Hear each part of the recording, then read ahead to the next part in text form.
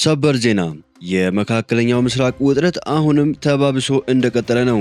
አሜሪካን ዛሬ ኢራንን ስትመታ ኢራንን በበኩሏ ጥቃት ፈጽማለች። ከሩሲያ ዩክሬን ደግሞ መልካም ዜና ተሰምቷል። በተቃራኒው ደግሞ እጅግ አስደንጋጭ መረጃ ከሰሜን ኮሪያ ተሰምቷል። በሌላ በኩል በአዲስ አበባ አሳዛኝ ግድያ ተፈጽሞ ህዝቡ በአደባባይ ተቃውሞውን ገልጸዋል። ሁሉንም በዝርዝር ታደምጡታላችሁ። ሰላም ጤና ይስጥልኝ ውድ ተመልካቾቻችን፣ አሁን የተሰሙ አጫጭር ሰበር መረጃዎችን ይዤ ቀርብ ያለው አብራችሁን ቆዩ።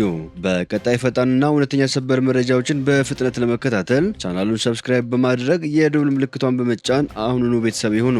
ይህንን መረጃ ደግሞ ላይክ በማድረግ ቤተሰብነታችሁን ማጠናከር ይችላሉ። አሁን መረጃዎቹን በዝርዝር ወደ እናንተ እናቀርባለን። እስከ ፍጻሜው አብራችሁን ቆዩ።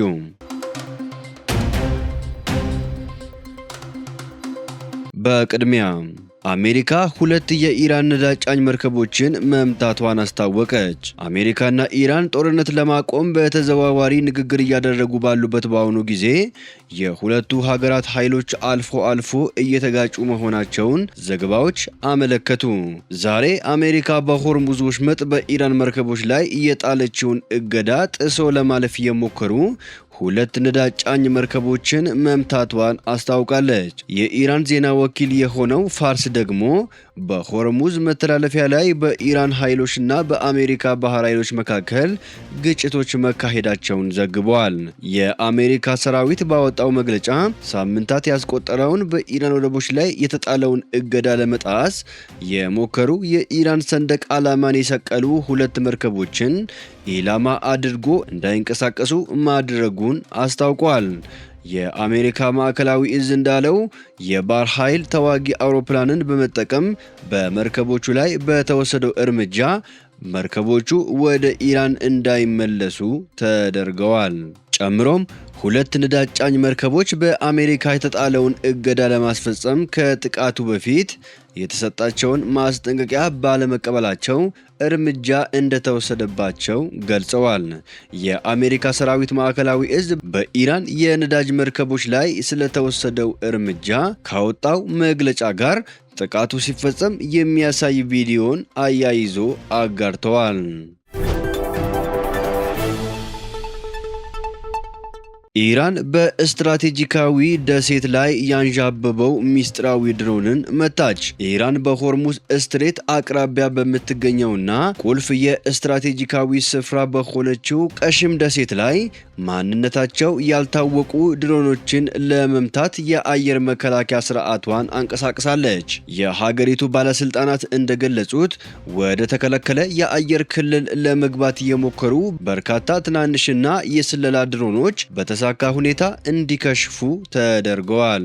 ባለስልጣናቱ አክለውም በክስተቱ ምክንያት ምንም አይነት ፍንዳታ፣ የሚወድቅ ስብርባሪ ወይም በመሰረተ ልማቶች ላይ የደረሰ ጉዳት አለመኖሩን አረጋግጠዋል። ድሮኖቹን የመምታት እርምጃው በአካባቢው አጥማጆችና በባህር ዳርቻ ነዋሪዎች አይን ስር የተከናወነ ሲሆን ይህም ክስተቱ ለሲቪል መኖሪያዎች ምን ያህል ቅርብ እንደነበረ አመላካች ሆነዋል። ይህ ክስተት ባለፉት ሳምንታት በቴሄራን አቅራቢያ ከተመዘገቡት መሰል የአየር ክልል ጥሰቶች መካከል የቅርብ ጊዜ ሆኖ ተመዝግበዋል። ምንም እንኳን የተኩስ አቁም ስምምነት ቢኖርም መሰል ተደጋጋሚ ክስተቶች በሁኔታው ላይ ያለው ውጥረት አሁንም እንደቀጠለና የኢራን ሰማይ ከስጋት ነፃ እንዳልሆነ ያሳያል። የአሜሪካው ፕሬዝዳንት ዶናልድ ጄ ትራምፕ በሩሲያና ዩክሬን መካከል የሶስት ቀናት ተኩስ አቁም መደረጉን አወጁ። ፕሬዝዳንት ትራምፕ በኪየቭና ሞስኮ መካከል የእስረኛ ልውውጥ እንደሚደረግም ይፋ አድርገዋል። ለአስቸጋሪውና ፈታኙ ጦርነት ማብቂያ ጅማሮ ሊሆን ይችላል የሚል ተስፋም ተጥሎበታል። ትራምፕ በትሩዝ ሶሻል ሚዲያቸው ላይ ነው በድንገት ተኩስ አቁሙን ይፋ ያደረጉት። ከዛሬ የሩሲያ ድል በዓል ግንቦት 1 2018 እስከ ግንቦት 3 2018 ድረስ ምንም አይነት የተኩስ ድምፅ አይሰማም ብለዋል ትራምፕ። በሶስቱ ቀናት ውስጥ እያንዳንዳቸው የ1000 እስረኛ ልውውጥ የማድረግ ግዴታም ይኖርባቸዋል። ተኩስ አቁሙ ባይደረግ ዩክሬን የሩሲያ ድል በዓል ላይ በቀዩ አደባባይ መተኮሷ አይቀርም፣ ምላሹም ኪየቭን ከምድረ ገጽ ያጠፋ ነበር የሚል መረጃ ተጋርተዋል። ፕሬዚዳንት ትራምፕ ቀጥተኛ ጥያቄ አቀረብኩ፣ ፑቲንና ዘለንስኪም ተቀበሉኝ በሚል ስለ ተኩስ አቁም መረጃ ሰጥተዋል። ሩሲያ 81ኛውን የድል በዓል በሞስኮ ቀዩ አደባባይ ታከብራለች። ከሰሜን ኮሪያ የተሰማው አስደንጋጭ መረጃ። ኪም ጆንግ ኡን ከተገደሉ ሰሜን ኮሪያ የኒውክሌር ጥቃት እንደምትሰነዝር የሚፈቅድ አዲስ ሕግ አጸደቀች።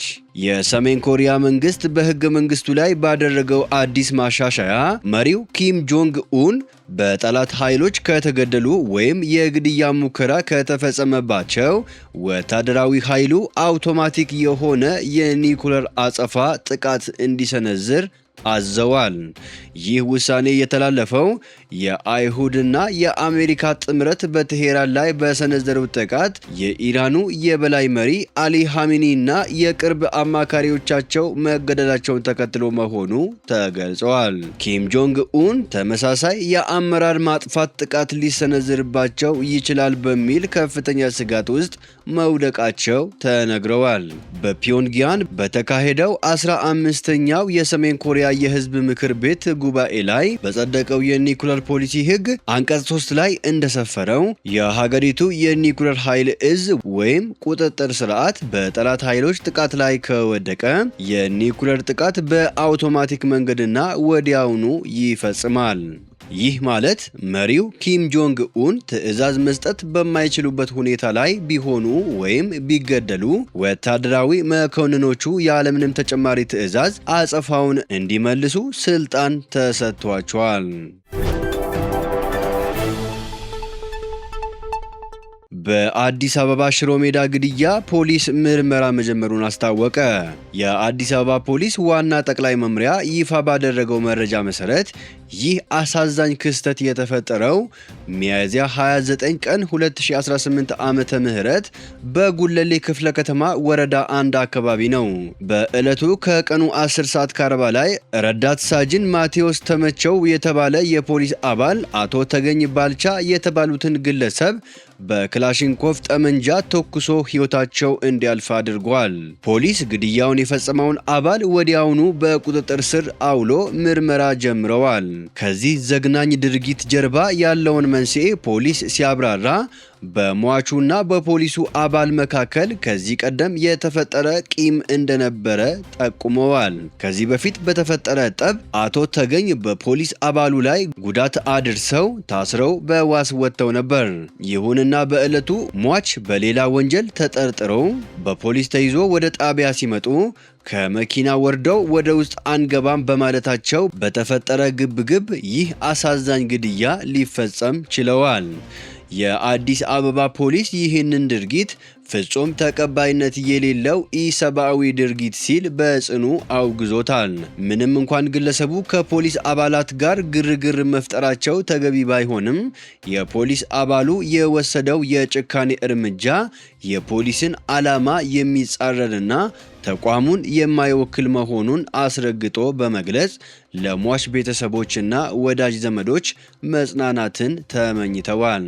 በወጣቱ ስርዓተ ቀብር ላይ የተገኘው የሽሮ ሜዳ አካባቢ ነዋሪዎችም ፍትህ ይሰጠን በሚል ቁጣቸውን ገልጸዋል። ውድ ተመልካቾቻችን ለሰዓቱ የተሰሙ ሰበር መረጃዎች ወደ እናንተ ያደረስናቸው ናቸው። ከሰዓታት በኋላ በሌላ ሰበር መረጃ እስከምንገናኝ በያላችሁበት የዓለም ዳርቻ ቸር ቆዩልን። ሰላም ለዓለማችን ይሁን።